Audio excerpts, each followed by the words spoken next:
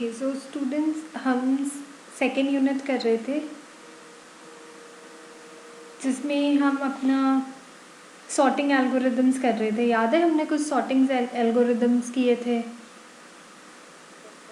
है ना? तो हमने वो सॉर्टिंग एल्गोरिदम्स किए थे। अब उनकी हमारे सॉर्टिंग्स तो सारी होगी। हमने इंसर्शन सॉर्ट किया, सिलेक्शन सॉर्ट किया, बबल सॉर्ट किया और हमने कौन सा किया था, हीप सॉर्ट किया। रिमेंबर, ये हमने एल्गोरिदम्स किए थे। अब इन एल्गोरिदम्स की हमें आज का लेक्चर है, इसके साथ आपका यूनिट 1 यूनिट 2 फिनिश हो जाएगा आज के लेक्चर के बाद। आज हम अंडरस्टैंड करेंगे कि इन एल्गोरिदम्स की जो बिगिनिंग में हमने बात की थी टाइम कॉम्प्लेक्सिटी वर्ड की, कि वो टाइम कॉम्प्लेक्सिटी हम कैसे कैलकुलेट कर सकते हैं, कि what is the time complexity of these algorithms और कैसे मेजर करनी है।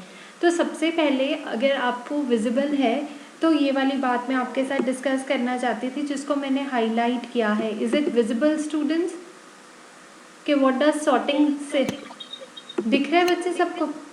Yes ma'am. Okay fine.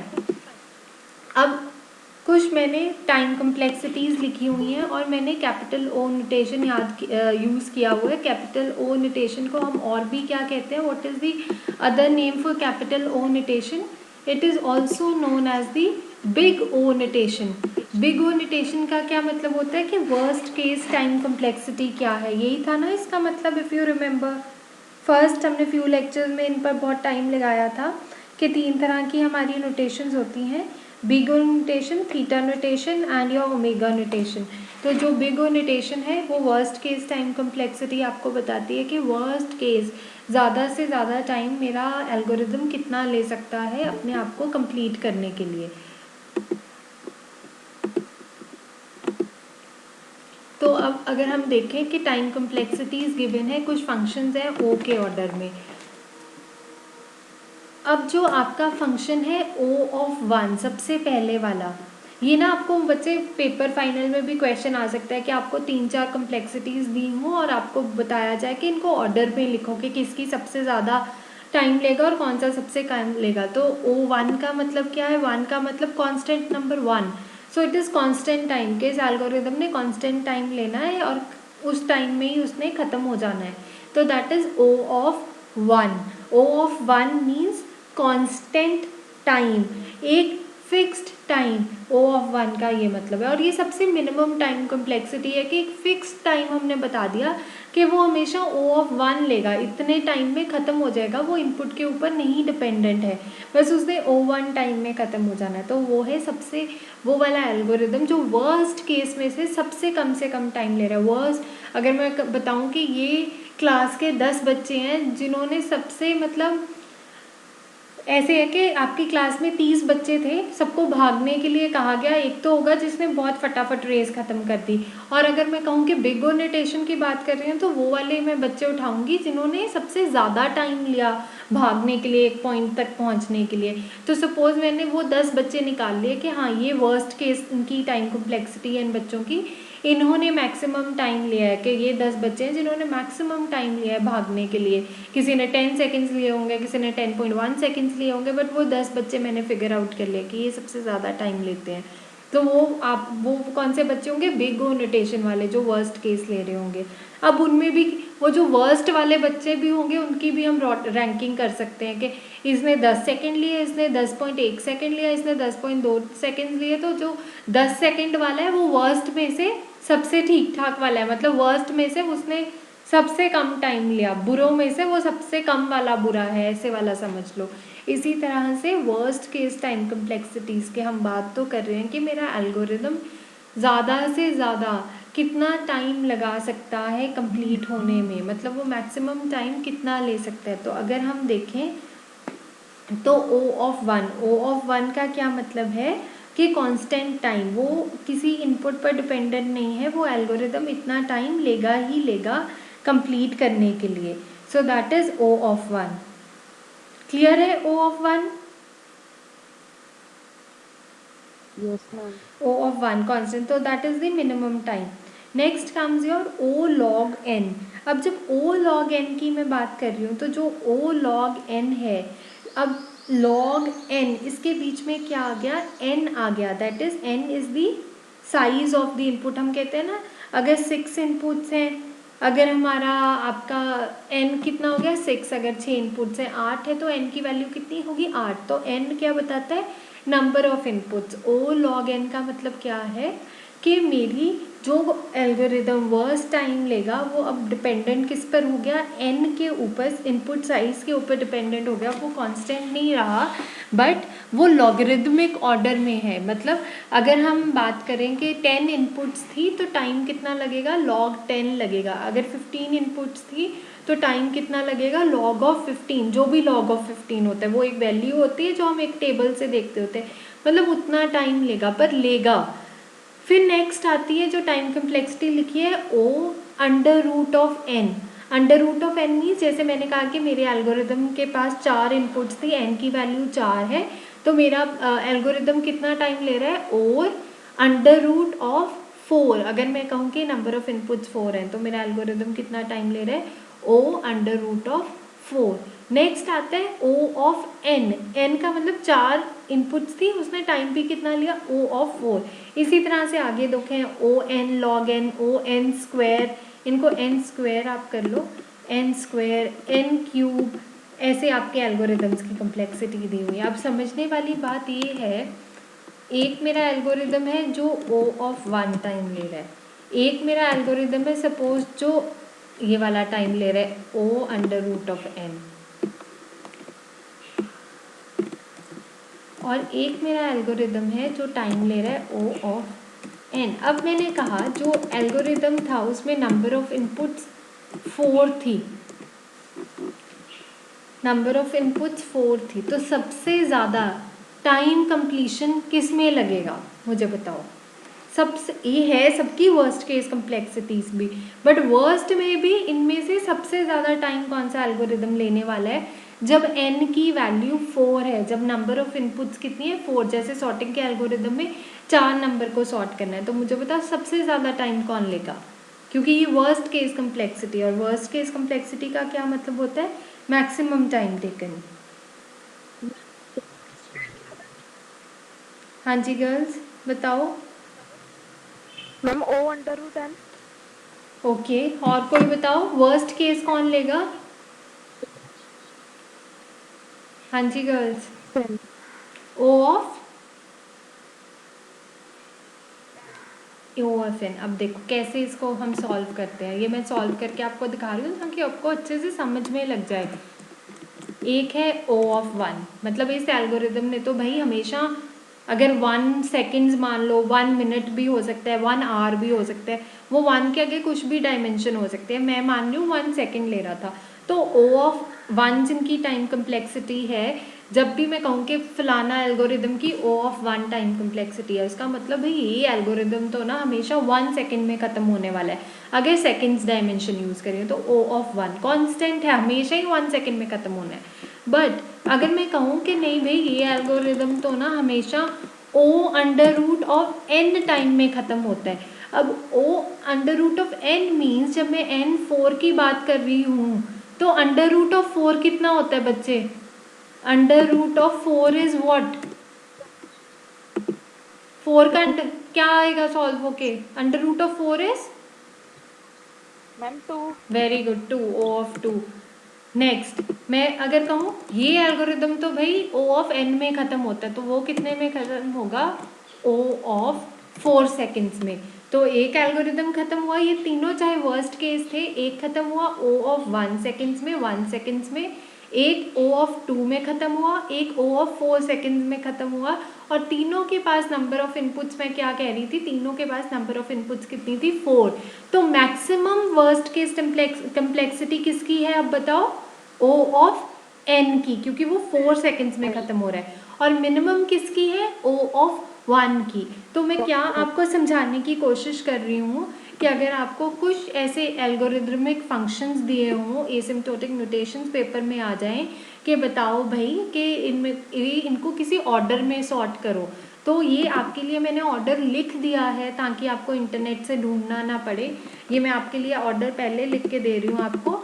सबसे कम टाइम होगा o of 1 that is constant, फिर o ऑफ log n होगा, फिर उसके बाद o अंडर रूट n आएगा, फिर o ऑफ n आएगा, फिर n multiplied by log n, फिर n स्क्वायर, फिर n क्यूब। दैट मीन जैसे जैसे n बढ़ता जाएगा n स्क्वायर तो हर बारी अगर n 10 है तो वो 100 टाइम देगा, अगर n क्यूब अगर n 10 है तो वो 1000 बन जाएगा, तो उनकी बढ़ती जाएगी टाइम सॉल्व होने के लिए। That is the meaning of these notations कि अगर आपको कोई नोटेशन गिवन है आप उससे एक फिगरेटिवली जज कर सकते हो कि मेरा एल्गोरिदम कितना टाइम लेने वाला है अपने आप को सॉल्व करने के लिए। और सबसे कम वाला मतलब अगर कहें ना कि इनमें से कौन सा एल्गोरिदम अच्छा है, वो है जो o ऑफ 1 टाइम ले, फिर उसके बाद कौन अच्छा है o of log n time ले, फिर o of under root n time ले, फिर o ऑफ n ले। ऐसे आपको याद रखना है। मैंने आपको एक एग्जाम्पल से सॉल्व करके भी दिखा दिया, इसको रट्टा लगाने वाली कोई बात नहीं है, सॉल्व करके देखो। अब अगर मैं कहूँ कि o ऑफ n था तो ऑब्वियसली अब आप पूछ सकते हो ma'am O n log n को उसके बाद क्यों लिखा हुआ है, वो उससे क्यों ज़्यादा है, कि वो होगा ऑब्वियसली o ऑफ n की वैल्यू 4 है मल्टीप्लाइड बाय बीच में क्या है log ऑफ 4। अब log ऑफ 4 भी तो चलो हमें नहीं पता कितना होता है, वैसे पता है कितना होता है, वो क्या होगा 2 पावर स्क्वायर 2 आएगा आंसर। log 4 इज 2 मुझे पता है, आपको भी पता होगा। log 4 सॉल्व करके जो भी आएगा टेबल से वो 4 से मल्टीप्लाई होके कुछ बड़ी वैल्यू ही आएगी, 4 पॉइंट समथिंग सपोज, जो कि 4 से बड़ी होगी, ये वाले 4 से बड़ी होगी जो सिंपल 4 था। तभी o ऑफ n और जब o n log n में कंपैरिजन करें तो बड़ी वैल्यू कौन सी है n log n, ठीक है। फिर उससे बड़ी कौन सी है n स्क्वायर, क्योंकि अब जब n 4 है तो o ऑफ 16 बन जाएगा। o n क्यूब उससे क्यों बड़ी है, जब n 4 है तो o क्या बन जाएगा 4 64 बन जाएगा। तो ऑब्वियसली दिखता जा रहा है कि वो बड़े बनते जाएंगे। Clear girls, clear, this is important. ये आपके MSTs में भी आ सकता है। अभी कोई डाउट है तो मुझसे पूछो, वैसे ये कोई बहुत बड़ी बात नहीं है, सिर्फ एक थोड़ा ध्यान से अगर सुना हो तो समझ में आना चाहिए। फिर भी डाउट्स हैं तो पूछो मुझसे। हाँ जी गर्ल्स, एनी डाउट्स? ओके तो अब आपको क्या ध्यान रखना है कि आपको ऐसा क्वेश्चन आ सकता है कि आपको कुछ फंक्शंस गिवन हो, आपको इनको एक ऑर्डर में अरेंज करना है, तो आप देख लो कि आपको पता ही अब चल गया कैसे करना है। आज हम यही करने की कोशिश करेंगे कि मेरे एल्गोरिदम्स की जो हमने सॉर्टिंग के किए हैं उनकी क्या आपकी कम्प्लेक्सिटीज़ है। तो ये भी आपको एक याद रखना है, ये भी 1 वर्ड क्वेश्चन आ सकता है कि bubble sort is terrible, quick sort is good. Quick sort और मर्ज सॉर्ट अभी हमने किए नहीं, वो नेक्स्ट यूनिट में करेंगे। कई बार क्वेश्चन आता है कि 1 वर्ड के right the best sorting algorithm, तो बेस्ट सॉर्टिंग एल्गोरिदम जैसे पूछ रहे हैं तो वो क्विक सॉर्ट हो सकता है। वर्स्ट कौन सा है, बबल सॉर्ट, वो हम बात करेंगे वो वर्स्ट क्यों है। सिर्फ याद रखने के लिए मैंने आपके लिए एक छोटा सा हाइलाइटर लिख दिया है कि बबल सॉर्ट इज़ टेरिबल, उसकी टाइम कम्प्लेक्सिटी बहुत बुरी है, अभी हम देखेंगे भी। और क्विक सॉर्ट की क्या है, अच्छी है। ये आपके याद रखने के लिए मैंने लिख दिया है ये, चलो ये मैं बाद में समझाऊंगी आपको। अब आ जाते हैं हम बबल सॉर्ट के केस सिनेरियोज पर कि उसकी टाइम कम्प्लेक्सिटी हमने, आज मैं आपको 2 एल्गोरिथम्स की टाइम कम्प्लेक्सिटीज़ कराऊंगी, एक बबल सॉर्ट की और हीप सॉर्ट की, और कल करेंगे इंसर्शन और सिलेक्शन सॉर्ट की, ताकि आपको समझ में रहे, ऐसे सब कुछ कंफ्यूज ही ना हो जाए। अब मुझे बताओ एक बच्चा के बबल सॉर्ट में क्या होता था फटाफट से, और उसको बबल सॉर्ट क्यों कहते थे, पहले एक बच्चा बताए। याद करो मैंने क्या पढ़ाया था कि इसको बबल सॉर्ट क्यों कहते थे, बबल सॉर्ट को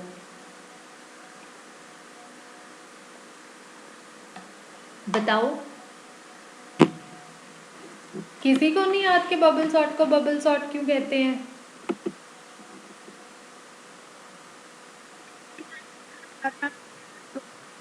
एलिमेंट्स लेंगे, हाँ कुछ उनमें से जो बड़ा होगा उसको बबल आउट कर। हाँ वेरी गुड। बबल सॉर्ट में क्या था, मैंने एक एग्जांपल भी दी कि बबल सॉर्ट को ऐसे याद रखो कि जैसे आप अपनी वो कोका कोला की बॉटल खोलते हो तो उसमें से फिज बबल आउट होके ऊपर की तरफ आ जाती है, इसी तरह से बबल सॉर्ट में क्या हो रहा होता है। ये अगर आप ऐसी एग्जाम्पल याद रखोगे ना तो उस पेपर में क्वेश्चन भी आगे आपको हल्का फुल्का याद आ जाएगा कि मैम ऐसा कुछ कह रहे थे कि वो फिज आउट हो जाते हैं बबल्स ऊपर की तरफ, इसमें भी ऐसे होते हैं। बबल सॉर्ट में हम दो दो एलिमेंट्स को कंपेयर करते हैं। पहले फर्स्ट और सेकंड को किया, फिर सेकंड और थर्ड को किया, फिर थर्ड और फोर्थ को किया। मैं दो दो के जोड़ियाँ बना के कंपेयर करती हूँ। जो बड़े वाला एलिमेंट है उसको बबल आउट करके राइट हैंड साइड ले जाती हूँ। फिर नेक्स्ट दो को कंपेयर करती हूँ, जो बड़े वाला एलिमेंट था उसको राइट साइड लेके। इस तरह से क्या होता है, जो मेरा सबसे बड़ा एलिमेंट होता है वो ऑटोमेटिकली बबल आउट होते होते राइट की तरफ चले जाता है, तभी इसका नाम क्या है, बबल सॉर्ट। फिर हमने इसका एल्गो भी किया था कि इसके एल्गो में कितनी लूप्स लगती थी, अगर आपको याद है कितनी फॉर लूप्स थी स्टूडेंट्स? मैम 2।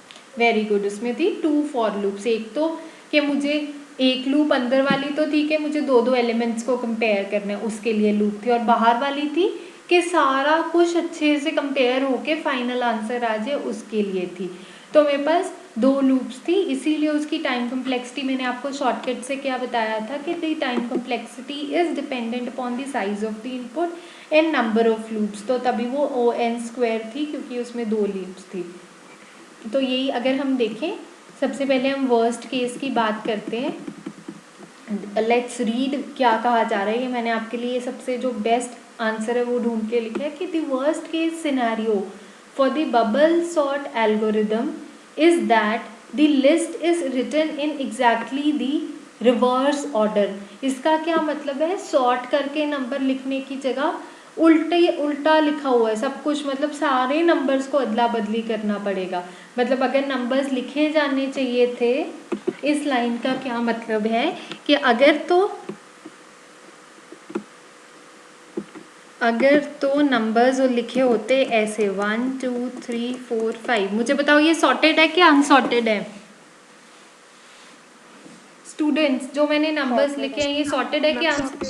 आप इस एग्जाम्पल, हाँ सॉर्टेड है। एग्जाम्पल पर ध्यान दो, आपको ये एक्सप्लेनेशन सब, मेरे पास नंबर्स है 1 2 3 4 5, ये तो पहले से ही सॉर्टेड थे, फिर भी मैंने बबल सॉर्ट इस पर लगाया। तो क्या होगा, पहले 1 और 2 कंपेयर होंगे, अगर 1 ठीक है तो कुछ भी बबल आउट नहीं होगा। फिर 2 और 3 कंपेयर होंगे, फर्स्ट पास की बात कर रहे हैं। फिर 2 और 3 कंपेयर हुए फर्स्ट पास में, वो भी सॉर्टेड थे, कुछ बबल आउट नहीं हुआ।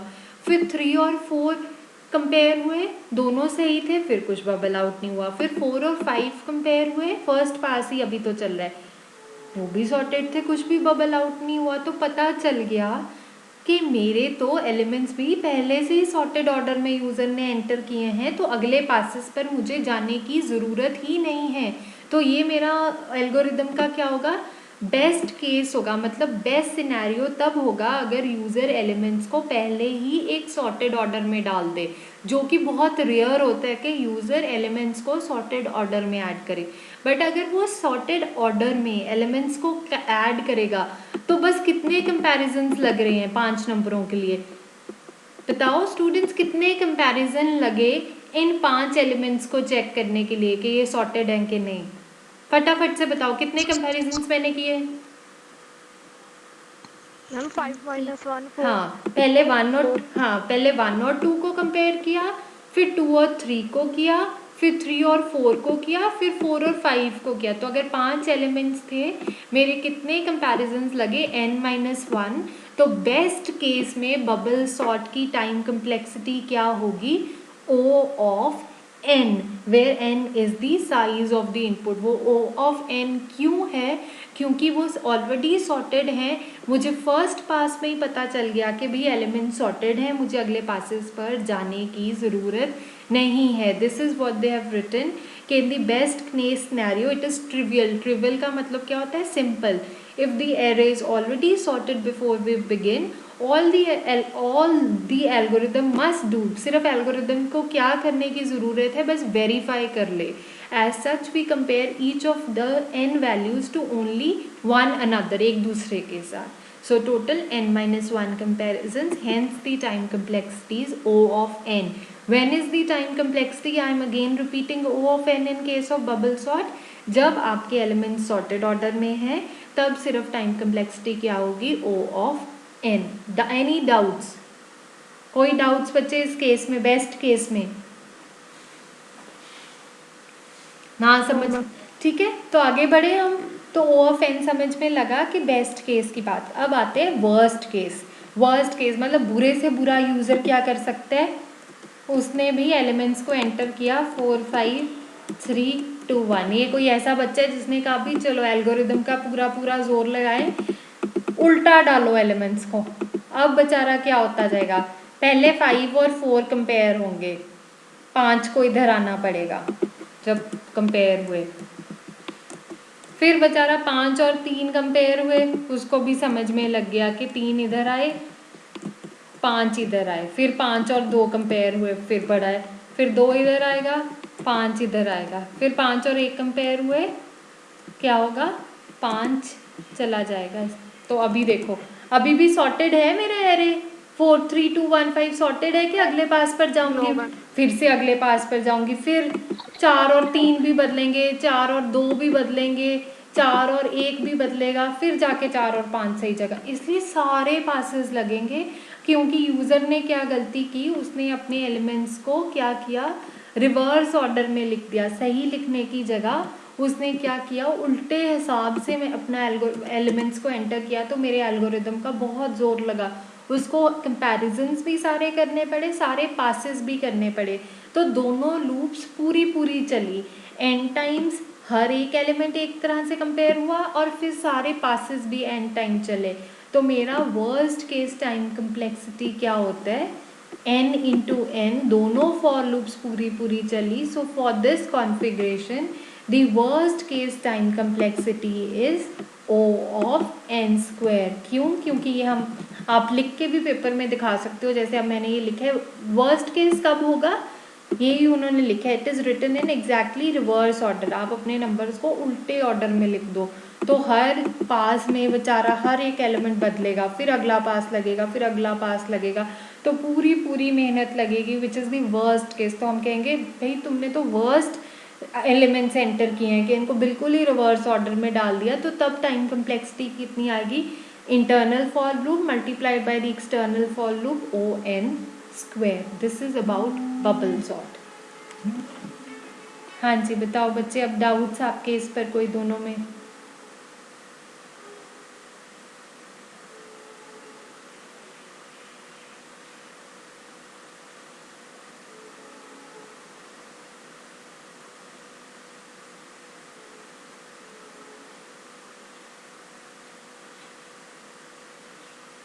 हाँ जी, एनी डाउट स्टूडेंट्स?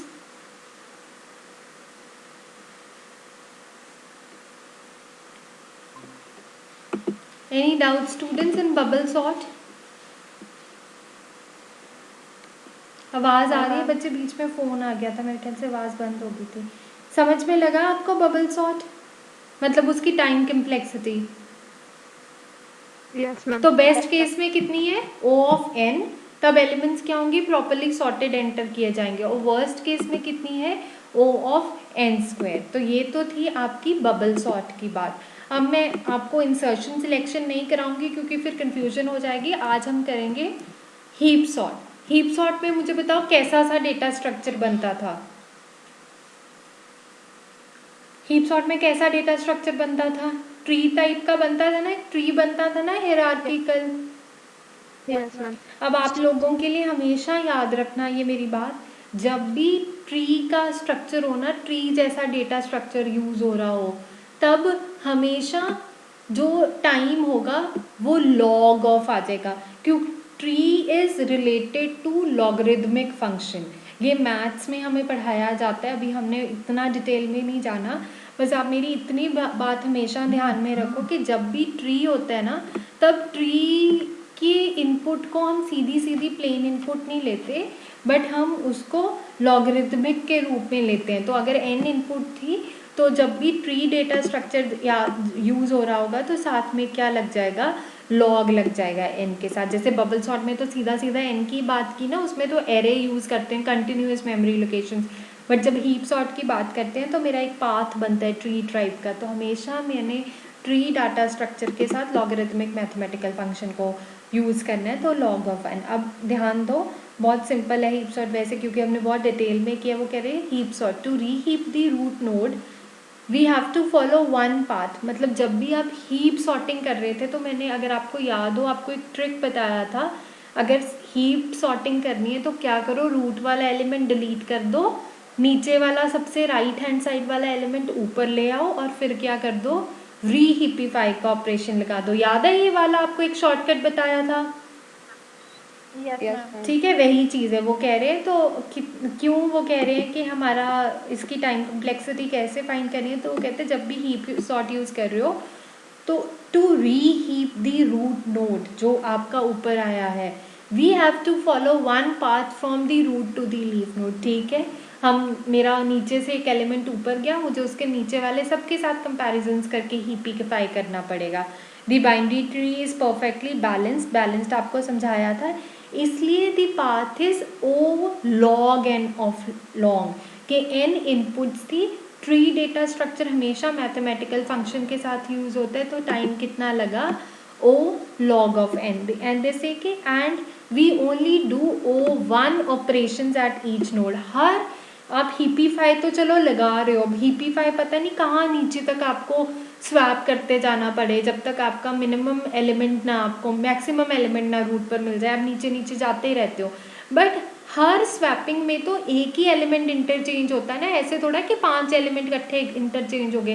पेरेंट और चाइल्ड में एक ही स्वैपिंग लगती है, तो at each node O one operation is needed and पूरे ट्री को कवर करने के लिए ओ लॉग ऑफ एन लगता है। तो रीहीपिफाई वो क्या कह रहे हैं कि reheapifying takes O log n time. ठीक है, क्योंकि then they say since we reheap a while loop, मुझे पूरे के पूरे एलिमेंट्स को फॉर लूप के अंदर लगाना पड़ता है, तो उन्होंने उस ओ लॉग एन को किसके साथ मल्टीप्लाई कर दिया, एन के साथ, और आपकी हीप सॉर्ट की कम्प्लेक्सिटी कितनी आती है, ओ ऑफ एन लॉग एन। मैं दोबारा से समझा रही हूँ, बट याद रखने की क्या बात है कि हीप सॉर्ट की टाइम कम्प्लेक्सिटी क्या है, O log n, O n log n, ये हीप सॉर्ट की टाइम कम्प्लेक्सिटी है।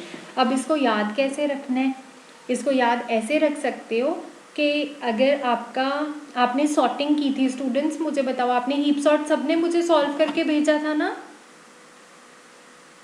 Yes ma'am. तो मुझे बताओ आपने कितने एलिमेंट्स को डिलीट किया था रूट में से? अगर 5 एलिमेंट्स थे टोटल आपके, तो आप कितनी बारी डिलीशन, कितने एलिमेंट्स को डिलीट किया था? 5 के 5 को रूट में लेकर गए थे ना और डिलीट किया था, अगर आपको याद आए, आपने 5 ऐसी डायग्राम्स बना के भेजी थी, याद आ रहा है? हर बारी रूट पर ले जाते थे फिर डिलीट करते थे। तो वही भी वो चीज़ कह रहे हैं कि हमें अपनी लूप को n बारी चलाना पड़ता है, क्योंकि n एलिमेंट्स हैं कि रूट पर लेके जाते हो फिर डिलीट करके सॉर्टेड ऑर्डर में वो आ जाता है। तो ये n तो आया भाई आपकी लूप के लिए कि अगर n एलिमेंट्स हैं तो n के n को सॉर्ट करना पड़ेगा। अब क्वेश्चन आ सकता है कि मैम ये लॉग n साथ में क्यों लिखे है? वो लॉग n इसलिए लिखा है कि जब भी आप एक एलिमेंट को रूट से डिलीट करते हो, पूरे ट्री को आप क्या चेक करते हो, हीपीफाई के लिए कि कहीं कोई प्रॉपर्टी तो नहीं वायलेट हो रही, मैक्स प्रॉपर्टी, तो आप पूरे के पूरे ट्री को एक बार हीपीफाई करते हो। तो मैंने यही बताया, जब पूरे ट्री के ऊपर हम वर्क कर रहे होते हैं तो इनपुट साइज के साथ मैथमेटिकल फंक्शन क्या लगता है, लॉग एन। तो उन्होंने उन दोनों को मल्टीप्लाई कर दिया कि पूरी लूप एंड हीपीफाई का ऑपरेशन, इसलिए हीप सॉर्ट की आपकी कॉम्प्लेक्सिटी कितनी होती है, O n log n. And this is a very popular question कि हीप सॉर्ट की टाइम कॉम्प्लेक्सिटी कितनी है। Any doubts? आज हम इतने ही करेंगे, बट अगर डाउट्स हैं पूछो मुझे हीप सॉर्ट में।